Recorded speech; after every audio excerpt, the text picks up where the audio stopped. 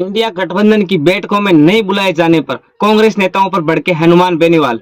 बोले, राजस्थान में मेरी पार्टी की वजह से कांग्रेस सीटें जीती है।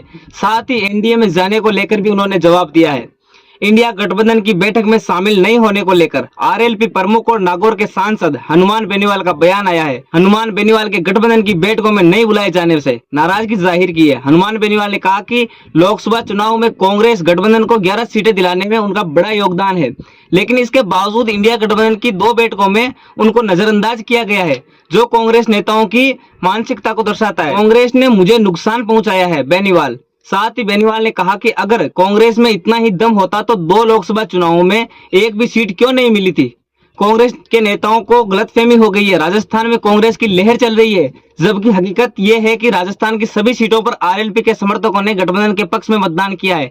जितना कांग्रेस ने मुझे दिया है, मैंने कहीं ज्यादा सभी सीटों पर उन्हें लौटाया है। कांग्रेस ने तो मुझे नुकसान पहुंचाया है। एक तरफ मेरे साथ गठबंधन किया, जबकि दूसरी तरफ मेरी पार्टी के नेता को तोड़कर बाड़मेर की सीट पर चुनाव लड़वाया। कांग्रेस में 5 खेमे हैं, बेनीवाल।